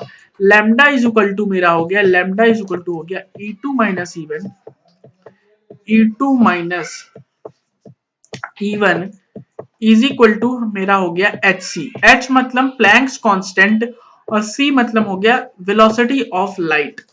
अब देखिए, रदरफोर्ड ने बोला था कि हर एनर्जी का इलेक्ट्रॉन पॉसिबल है, हर एनर्जी का इलेक्ट्रॉन पॉसिबल है, ये रदरफोर्ड ने बोला था। लेकिन बोर ने क्या बोला कि इलेक्ट्रॉन तो सिर्फ उसी ऑर्बिट में रिवॉल्व कर सकता है जिसका एंगुलर मोमेंटम NH अपॉन 2 पाई के इंटीग्रल मल्टीपल में हो, H अपॉन 2 पाई के इंटीग्रल मल्टीपल में हो। तो यानी इलेक्ट्रॉन जो है वो हर ऑर्बिट में रिवॉल्व नहीं कर सकता। जब इलेक्ट्रॉन हर ऑर्बिट में नहीं रिवॉल्व कर सकता तो उसके पास हर प्रकार की एनर्जी नहीं हो सकती, यानी उसके पास कुछ ही प्रकार की एनर्जी हो सकती है। और जब कुछ ही प्रकार की एनर्जी होगी तो कुछ ही प्रकार का E2 माइनस E1 होगा, और जब कुछ ही प्रकार का E2 माइनस E1 होगा तो कुछ ही प्रकार का लेमडा होगा। तो जब कुछ ही प्रकार का लेमडा होगा तो हमें जो स्पेक्ट्रम मिलेगा वो कैसा होगा, डिस्क्रीट होगा। डिस्क्रीट मतलब पूरा विबग्योर नहीं मिलेगा, कुछ ही कलर्स हमें स्पेक्ट्रम के ऊपर देखने को मिल रहे होंगे। तो इस प्रकार से बोर ने बताया एक्सप्लेनेशन उनका रदरफोर्ड के लिमिटेशन का। पर वो सिंगल इलेक्ट्रॉन स्पीशीज के लिए उन्होंने बताया, हाइड्रोजन के लिए बताया, Hi2 प्लस के लिए, Hi प्लस के लिए, Li double plus, beryllium triple plus के लिए उन्होंने बताया, मल्टी इलेक्ट्रॉन स्पीशीज के लिए उन्होंने नहीं बताया। ओके, आगे चल करके जब आप डी ब्रॉगली वगैरह पढ़ेंगे, इस चैप्टर में तो फिलहाल नहीं है, आपने केमिस्ट्री में पढ़ा होगा डी ब्रॉगली। तो डी ब्रॉगली कहते हैं कि भाई जो हमारा इलेक्ट्रॉन होता है वो वेव नेचर का होता है। तो वेव नेचर ऑफ इलेक्ट्रॉन के बारे में बात नहीं करी गई थी मॉडल में। तो ये था एक drawback, major drawback Bohr atomic model का। ओके, इसके बाद देखिए हाइजेनबर्ग अनसर्टेनिटी प्रिंसिपल आपने पढ़ा होगा 11th केमिस्ट्री में। हाइजेनबर्ग अनसर्टेनिटी प्रिंसिपल क्या कहता है कि एक ही समय पर करेक्टली, साइमल्टेनियसली, दो शब्दों पर गौर करिएगा, साइमल्टेनियसली, करेक्टली, एक ही समय पर और करेक्टली, सही सही पोजीशन और मोमेंटम बताना, पोजीशन और मोमेंटम बताना किसी माइक्रोस्कोपिक पार्टिकल का इम्पॉसिबल है। It is impossible to define correctly and simultaneously the position and momentum of microscopic particle, moving particle. लेकिन अब बताइए, पोजीशन इन्होंने बता दी करेक्टली, वैल्यू ऑफ आर, भाई रेडियस निकाला था ना हम लोगों ने, वैल्यू ऑफ आर बता दी, भाई वैल्यू ऑफ वी भी बता दी, भाई वैल्यू ऑफ वी बता दी, यानी कि एम इंटू वी तो हम निकाल सकते हैं। एम इंटू वी निकाला मतलब मोमेंटम हमने निकाल दिया। तो एक ही टाइम पर हम करेक्टली और साइमल्टेनियसली हम इलेक्ट्रॉन का मोमेंटम भी निकाल लेते हैं, इलेक्ट्रॉन की पोजीशन भी बता ले जा रहे हैं करेक्टली एंड साइमल्टेनियसली। ये तो हाइजेनबर्ग अनसर्टेनिटी प्रिंसिपल का वायलेशन हो गया। तो इस प्रकार से ये जो बोर का मॉडल है वो हाइजेनबर्ग अनसर्टेनिटी प्रिंसिपल को फॉलो नहीं करता है। तो ये एक मेजर डिमेरिट होगा। तो यही 4 डिमेरिट थे जो आपको याद रखने हैं, पूछे जा सकते हैं एक नंबर में। 1 मार्कर 2 मार्कर बहुत क्वेश्चन बनता है यार। अब last part of this chapter पे हम आ चुके हैं, एटॉमिक स्पेक्ट्रम। इंपॉर्टेंट पार्ट है, अच्छी तरीके से समझेंगे। वो जो गैस वाली बातें हम कर रहे थे, अगर आपको अभी तक नहीं समझ में आया था तो अब आपको अच्छी तरीके से समझ में आ रहा होगा। वो देखिए, जो हमारा स्पेक्ट्रम होता है, स्पेक्ट्रम हम जानते हैं। देखो स्पेक्ट्रम क्या होता है, band of 7 colours is called as spectrum. Band of 7 colours is called spectrum. Spectrum में होता है हमारा विबग्योर। इसी चीज को हम क्या कहते हैं, स्पेक्ट्रम कहते हैं। विबग्योर को ही क्या कहते हैं हम, स्पेक्ट्रम कहते हैं। ओके, ये जो हमारा स्पेक्ट्रम होता है वो हमारा 2 प्रकार का होता है। एक होता है हमारा इमिशन स्पेक्ट्रम, एक होता है हमारा एब्जॉर्प्शन स्पेक्ट्रम। इमिशन स्पेक्ट्रम आपको बहुत अच्छी तरीके से पढ़ना है, क्योंकि 95% क्वेश्चन आपके सीबीएसई का हो, जेई का हो, नीट का हो, ये इमिशन स्पेक्ट्रम से ही पूछे जाते हैं। एब्जॉर्प्शन स्पेक्ट्रम बस समझने के लिए पढ़ेंगे हम लोग, छोटा सा वो टॉपिक है। देखिए क्या हुआ मिशन स्पेक्ट्रम में, देखिए क्या करते हैं, अच्छी तरीके से समझिए। हम लेते हैं एक गैस को, कोई भी गैस हम ले लेंगे, उसे हम एक सिलेंड्रिकल कंटेनर में ले लेते हैं और फिर उसे हम हीट करते हैं इलेक्ट्रिकल एनर्जी से। जब हम उस गैस को हीट करते हैं इलेक्ट्रिकल एनर्जी से, तो वो रेडिएशन इमिट करती है और उस रेडिएशन को हम क्या करते हैं, प्रिज्म से पास करते हैं। और भाई जो रेडिएशन निकल रही है, सपोज करिए व्हाइट लाइट जा रही है, विजुअलाइज करिए, अच्छे से विजुअलाइज होगा, ठीक है ना। कोई रेडिएशन जो निकलेगी उसे हमने प्रिज्म से पास किया, वो स्प्लिट हो जाएगी। भाई प्रिज्म क्या करता है, भाई व्हाइट लाइट को जिस कलर से वो बना है, विबग्योर से बना है, उसमें स्प्लिट कर देगा। उसे स्प्लिट कर दिया गया और फिर जब उसे हम स्क्रीन पर उतारते हैं, स्क्रीन का मैं टॉप व्यू दिखा रहा हूँ, फ्रंट व्यू सॉरी दिखा रहा हूँ, तो हमें कुछ ही रेडिएशंस की वेवलेंथ मिलती है, कुछ ही रेडिएशंस की वेवलेंथ मिलती है। तो स्पेसिफिक वेवलेंथ आर ऑब्टेन, कुछ ही वेवलेंथ हमें मिलती है और ये डिस्क्रीट स्पेक्ट्रम होता है। डिस्क्रीट स्पेक्ट्रम या लाइन स्पेक्ट्रम, दूसरा नाम है डिस्क्रीट स्पेक्ट्रम का, लाइन स्पेक्ट्रम। अब एक्सप्लेनेशन समझते हैं क्यों डिस्क्रीट स्पेक्ट्रम बना। देखिए देखिए, ये रहा मेरा एक इलेक्ट्रॉन, ये हीट एनर्जी पाया, जब मैंने हीट किया ना गैस मॉलिक्यूल्स को, इसने हीट एनर्जी पा करके ये ऊपर कूद गया। लेकिन जब ये ऊपर कूद कर गया तो इसने देखा भाई ऊपर तो स्टेबिलिटी ही नहीं है, और जब ऊपर स्टेबिलिटी नहीं है, लो एनर्जी होगी तभी स्टेबल होता है कोई चीज, ठीक है। तो ये फिर से नीचे कूद कर आता है और जब फिर से नीचे कूद कर आता है तो इसे रेडिएशन एमिट करनी पड़ती है। मैंने कहा उस रेडिएशन की एनर्जी डेल्टा ई है कुछ, तो डेल्टा ई क्या होगा भाई, E N two minus E N one. भाई इसको बहुत अच्छी तरीके से हमने पढ़ा बोर्ड मॉडल में, e N two minus e one, difference of energy between two energy levels. Okay, e को हम लिख सकते हैं एच सी बाई लेमडा, हमने पीछे भी पढ़ रखा है, E N two minus E N one. Lambda को इधर ले जाओ, एच सी को दूसरी साइड भेजो, तो यार यहाँ पे लेमडा इक्वल टू यहाँ पे एच सी होगा, लेमडा नहीं होगा, एच सी होगा। तो लेमडा हमारा हो गया E N two minus E N one. और भाई हमने पढ़ा कि इलेक्ट्रॉन सिर्फ उसी ऑर्बिट में रिवॉल्व कर सकता है जिसका एंगुलर मोमेंटम nh अपॉन 2 पाई के इंटीग्रल मल्टीपल का हो। यानी इलेक्ट्रॉन कुछ ही ऑर्बिट्स में रिवॉल्व कर सकता है।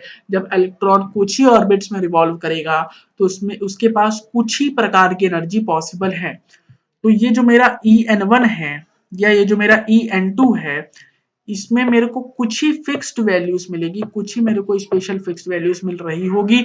तो E N two minus E N one भी मुझे कुछ ही फिक्स्ड वैल्यूज मिल रही होंगी, तो मुझे लैम्डा की भी कुछ ही फिक्स्ड वैल्यूज मिल रही होगी। आई होप सो अगर आपको अभी तक नहीं समझ में आया था ये एक्सप्लेनेशन जो मैंने ऊपर बताया था ड्रॉबैक्स बताते वक्त बोर मॉडल के, तो अब आपको ये टॉपिक क्लियर हो गया होगा।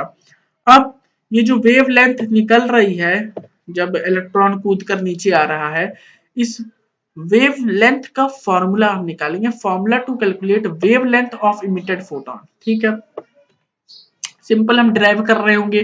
देखो डेल्टा ई क्या होता है, E N two minus E N one. Okay, total energy का मैंने फॉर्मूला आपको अभी ऊपर डिराइव कराया था, -13.6 Z square upon N square. ठीक है ना, डिराइव कराया था ना। ओके, तो वहीं से मैंने ई एन टू की वैल्यू लिख दी -13.6 Z square upon N two का स्क्वायर।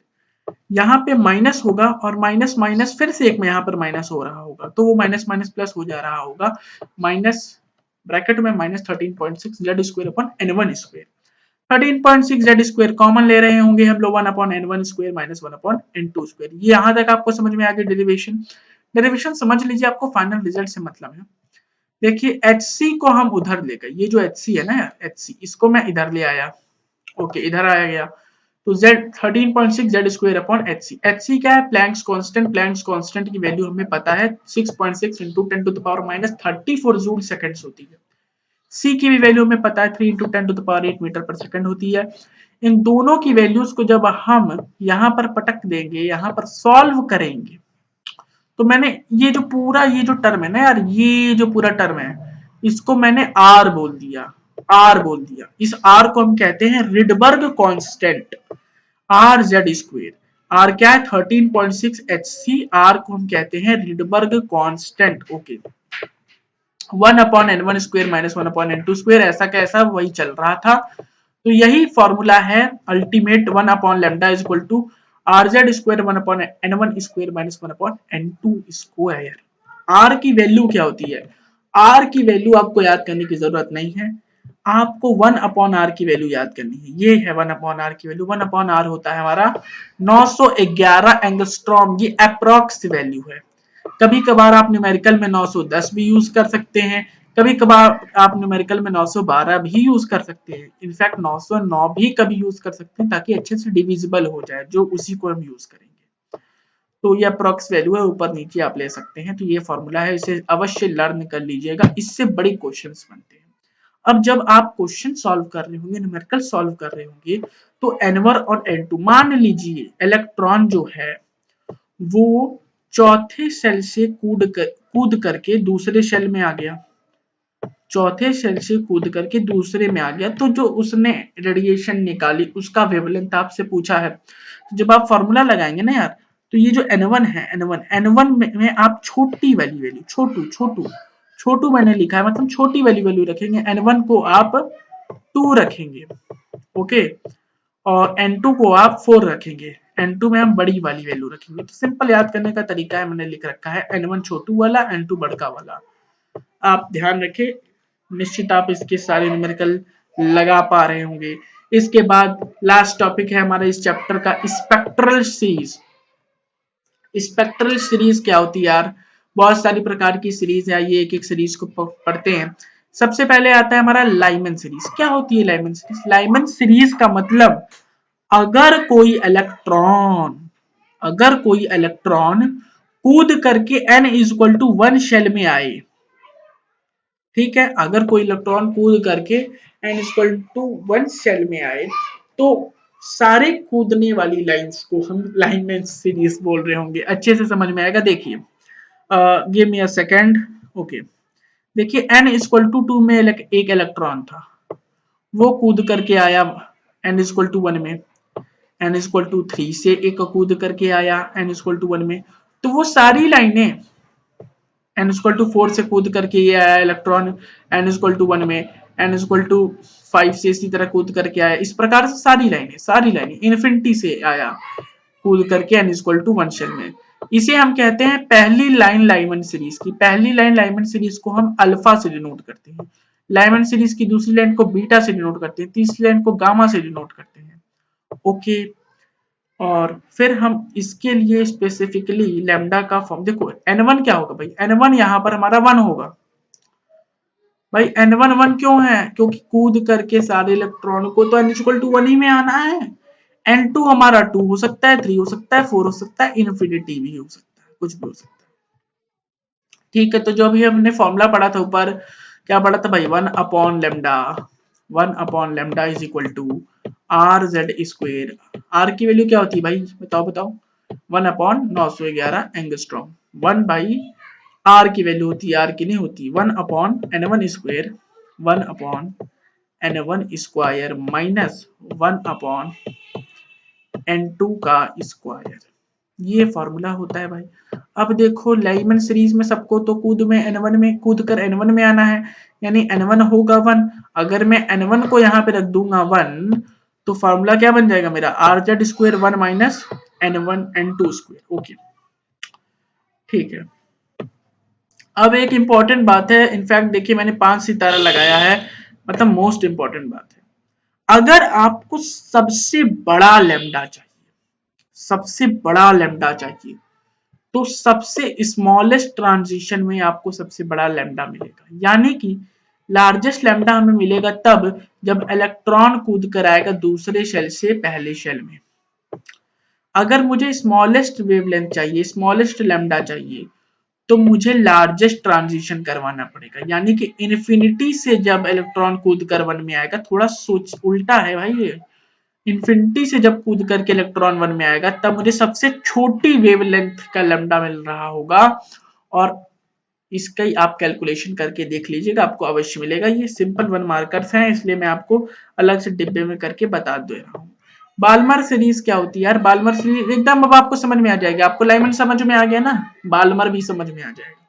बाल्मर मतलब वो सारी लाइनों की सीरीज जब इलेक्ट्रॉन किसी भी सेल से 1 को छोड़ के किसी भी सेल से दूसरे n=2 में खुदाई मारेंगे, n=2 में खुदाई मारेंगे, तो वो सारी लाइनें के सेट को हम क्या कहेंगे, बाल्मर सीरीज। देखिए इन्फिनिटी से 2 पर आया, ठीक है, यहाँ n=3 से n=2 पे आया, n=4 से n=2 पर आया, तो ये सारी लाइनों के सेट को हम क्या कहेंगे, बाल्मर सीरीज कहेंगे। इसको बेटा जरा आप लोग उल्टा बनाइएगा, मैंने पहले इन्फिनिटी से कूदा करके भेज दिया है, आप लोग क्या करिएगा, पहले पहले n=3 से n=2 में लाइएगा, फिर n=4 से n=2 में लाइएगा, इस तरीके से करिएगा। तो n1 हमारा 2 हो सकता है, n2 क्या हो सकता है, 3 हो सकता है, 4 हो सकता है, 5 हो सकता है, इन्फिनिटी भी हो सकता है। अब इसके लिए हम वेवलेंथ वाला फॉर्मूला निकाल लेते हैं। अब भाई बताओ, अभी हमने पढ़ा n1 यहाँ पर क्या होगा, n1 हमारा 2 होगा, n2 कुछ भी हो सकता है, तो n1 की जगह 2 रखा, 2 का स्क्वायर 4 हो गया, और n2 क्या हो गया, n2 का स्क्वायर हो गया। अब अगर मुझे लार्जेस्ट वेवलेंथ चाहिए तो स्मॉलेस्ट ट्रांजिशन करना पड़ेगा, ऊपर हमने पढ़ा, तो स्मॉलेस्ट ट्रांजिशन मतलब तीसरे शेल से दूसरे शेल में जब इलेक्ट्रॉन कूदेगा तो मुझे सबसे बड़ी वेवलेंथ का लैम्डा मिलेगा, और मुझे स्मॉलेस्ट लैम्डा चाहिए तो मुझे इलेक्ट्रॉन को इन्फिनिटी से दूसरे शेल में कूदवाना पड़ेगा। ऑलराइट, आई होप सो आप समझ रहे होंगे। फाइन, आगे बढ़ते हैं। नेक्स्ट हमारा जो टॉपिक है वो है other spectral series. Give me a minute. Other spectral series. अब इस एक डायग्राम में मैंने सारा बना दिया है, एक बार मैं फिर से बोलूंगा। देखो मैंने इन सब में मैंने क्या किया, पहले मैंने इन्फिनिटी से कुदवा दिया है चीजों को, आप इन्फिनिटी से ना कुदवाइएगा।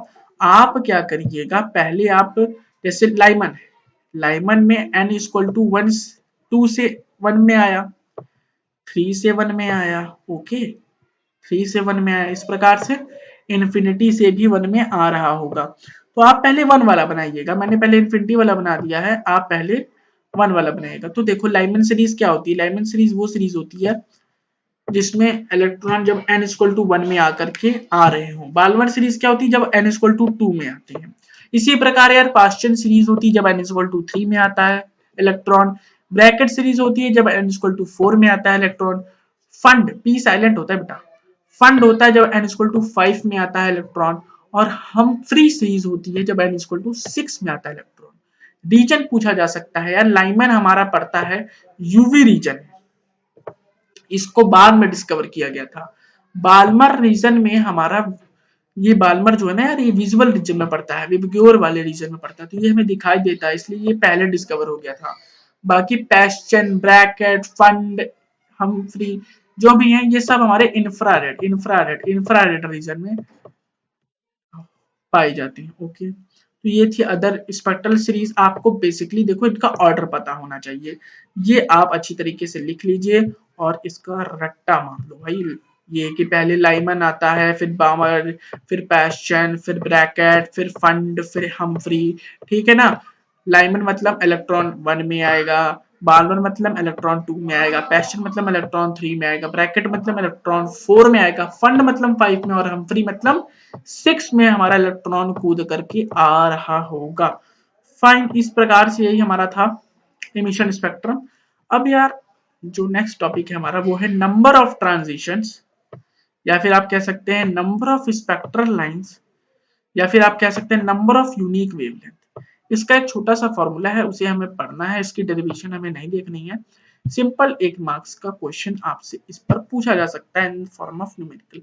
पहले फील समझते हैं भाई, नंबर ऑफ ट्रांजिशन या नंबर ऑफ स्पेक्ट्रल लाइंस का मतलब क्या है।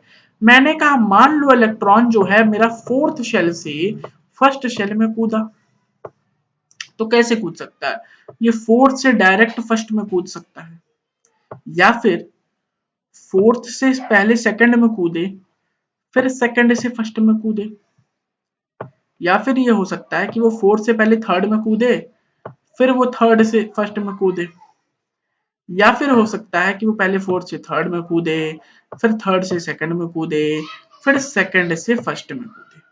ये पॉसिबिलिटीज हैं। ओके, तो ये इतने नंबर ऑफ रास्ते हैं इलेक्ट्रॉन के हमारे कूदने के, बट आप ये देखिए सिंपल, ये एक यूनिक रास्ता है, ओके, ये दूसरा रास्ता यूनिक है, ये तीसरा रास्ता यूनिक है। ये देखो सेकंड से फर्स्ट में कूदने वाली एक ये लाइन हो गई और एक ये लाइन हो गई, तो ये दूसरी वाली लाइन को हम कंसीडर नहीं करेंगे, ठीक है। ये एक अपने में यूनिक रास्ता है, ठीक है। अब देखो इसमें भी फोर्थ से थर्ड में कूदा और इसमें भी फोर्थ से थर्ड में कूदा, तो एक हम कंसीडर करेंगे और एक हम नहीं कंसीडर करेंगे, और ये वाला कंसीडर करेंगे। तो भाई ग्रीन टिक गिनो, 1 2 3 4 5 और 6, तो टोटल हमारे ये 6 रास्ते हैं इलेक्ट्रॉन के कूदने के, जिसमें हमारे यूनिक प्रकार की वेवलेंथ मिल रही होगी। तो टोटल 6 स्पेक्ट्रल लाइंस है। फॉर्मूला यार इसका क्या बनाया गया देखो, अगर इलेक्ट्रॉन 4 से 1 में कूदा तो यार N2 बराबर हो गया हमारा, N2 होगा हमारा 4 और N1 होगा हमारा 1। तो फॉर्मूला आप लगा दीजिएगा नंबर ऑफ स्पेक्ट्रल लाइंस का, N2 माइनस N1, दूसरे ब्रैकेट में N2 माइनस N1 प्लस 1 बटा 2। सिंपल टेक्निक बता रहा हूं बेटा, इलेक्ट्रॉन कहां से कूदा, 4 से 1 में कूदा, इसका डिफरेंस बताओ, डिफरेंस है 3, 4 माइनस 1 3 का डिफरेंस है, 3 से एक ज्यादा, एक ज्यादा से मल्टीप्लाई करो, 3 इंटू 4 बटा दो, बटा दो, ठीक है। ये तरीका है। जो डिफरेंस है भाई, 4 से 1 में कूदा, कितने का डिफरेंस है, 3 का, 3 एक ज्यादा से मल्टीप्लाई करो 4 से, बटा दो, भाई 2 से ये कट गया, 2 टाइम्स 3 2 जा 6 स्पेक्ट्रल लाइन हमारा आंसर आ गया। भाई ये फॉर्मूला याद रखिएगा, एक नंबर में क्वेश्चन बनेगा बढ़िया से। फॉर्मूला और यूज करने का तरीका भी मैं आपको बता दिया भाई, अब आप यूज भी कर लेंगे। ओके, तो जो नेक्स्ट हमारा टॉपिक है वो है absorption spectrum. Give me 1 minute, draw, let me change the colour of pen. Blue से नहीं लिखा मैंने, ब्लू से भी लिखते हैं, ब्लू से भी लिखते हैं। एब्जॉर्प्शन स्पेक्ट्रम ज्यादा इंपॉर्टेंट नहीं है, बट इसे भी पढ़ लेते हैं भाई, पार्ट है सिलेबस का। तो एब्जॉर्प्शन स्पेक्ट्रम देखिए इसमें उल्टा होगा, उल्टा होगा। ये देखिए गैस एटम्स है, गैस के एटम्स को मैंने एक सिलेंड्रिकल वेसल में ले लिया, मैंने एक रेडिएशन को भेजा, मान लेते हैं भाई वो रेडिएशन व्हाइट लाइट है, विजुअलाइज करिए अच्छे से समझ में आएगा। गैस के एटम्स है, मैंने एक रेडिएशन को भेजा, जब मैं रेडिएशंस को मैंने भेजा, एटम्स से वो रेडिएशंस पास हुई, तो उस रेडिएशन में यार मान लीजिए मैंने विबग्योर को भेजा, पूरी पूरी विबग्योर मैंने भेजी, विबग्योर, विबग्योर भेजी, तो इसमें कुछ कलर की रेडिएशन इस एटम ने एब्जॉर्ब कर ली और बाकी बची हुई आगे भेज दी। और जब बाकी बची हुई आगे भेजी और मैंने उसे प्रिज्म से पास कराया और फिर बाद में मैंने उसका स्पेक्ट्रम बनाया, तो मैंने देखा यार देखो ऑरेंज येलो ब्लू मिल रही है प्लस मुझे, बाकी सब गायब, बाकी सब क्या हो गया, बाकी सब गैस एटम्स ने एब्जॉर्ब कर लिया। तो यही बेसिकली हमारा होता है एब्जॉर्प्शन स्पेक्ट्रम। अब देखिए, all radiation which appear in emission spectrum of particular gas are missing in absorption spectrum। जब हम इमिशन स्पेक्ट्रम बना रहे थे तो इमिशन स्पेक्ट्रम में जो रेडिएशन की हमें वेवलेंथ मिल रही थी उस रेडिएशन की वेवलेंथ गायब थी एब्जॉर्प्शन स्पेक्ट्रम में। ओके, ये एक इंपॉर्टेंट पॉइंट है, इसे आप लोग ध्यान रखिएगा। इमिशन स्पेक्ट्रम में जिस वेवलेंथ की रेडिएशन हमें मिल रही थी उस वेवलेंथ की रेडिएशन गायब थी इन दिस एब्जॉर्प्शन स्पेक्ट्रम।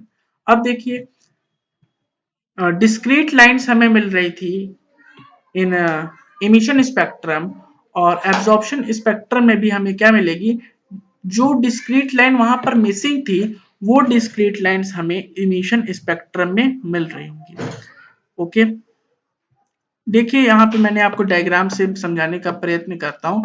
ये देखिए यहाँ पर न्यूक्लियस है, ये रहा मेरा इलेक्ट्रॉन। इलेक्ट्रॉन एनर्जी लेकर के ऊपर वाले एनर्जी लेवल में चला गया, और जब ये नीचे आया तो इसने एक रेडिएशन इमिट करी। मैंने कहा उस रेडिएशन की कुछ वेवलेंथ होगी लैम्डा 1, और भी कुछ रेडिएशन ये इमिट कर सकता है, जैसे मान लीजिए लैम्डा 2 रेडिएशन भी इसने इमिट करी। ओके, जब मैं इसका इमिशन स्पेक्ट्रम बनाऊंगा तो मुझे सिर्फ लैम्डा 1 और लैम्डा 2 रेडिएशन का ही वेवलेंथ दिख रहा होगा ऑन दी स्क्रीन। जब मैं पूरी लाइट विबग्योर को, अब अब्जॉर्प्शन में क्या होता है इसका जस्ट उल्टा, मैंने पूरी की पूरी विबग्योर को भेजा एक एटम से, ये गैस का कोई एक एटम है, तो जो लाइट मान लीजिए लैम्डा 1 लैम्डा 2 मान लीजिए ब्लू कलर की थी और येलो कलर की थी, तो ब्लू और येलो को बस ये एब्जॉर्ब कर लेगा, बाकी सब विबग्योर में से ब्लू और येलो एब्जॉर्ब हो जाएगी, VIGOR, बाकी सारा कलर हमें स्क्रीन में ऑब्टेन हो रहा होगा। तो ये होता है हमारा एब्जॉर्प्शन स्पेक्ट्रम। ओके, तो यही था हमारा लास्ट टॉपिक। इसी के साथ ये चैप्टर हमारा एंड होता है। हमने शुरुआत किया है वन शॉट सीरीज का from modern physics. Modern physics आसान होती है, इसके बाद हम ऑप्टिक्स कर रहे होंगे, फिर हम इसी तरह बचे हुए चैप्टर्स कर रहे होंगे। तो इस वीडियो में इतना ही, मिलते हैं आपसे भी नेक्स्ट वीडियो में, तब तक के लिए बने रहिए डीप लर्नर्स के साथ।